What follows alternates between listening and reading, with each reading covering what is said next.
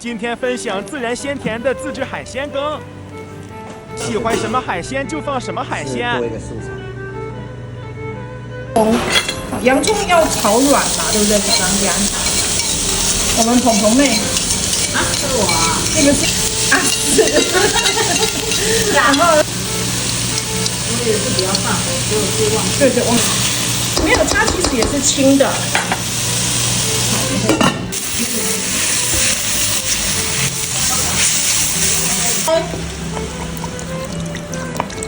说吃到饱，痛风餐吃到饱的概念呢哈。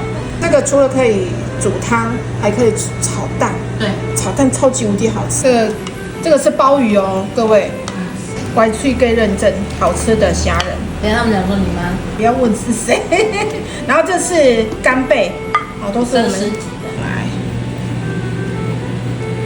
多一个薄芡就可以了。谁可以跟我说如何让海菜像碧玉羹那样好看？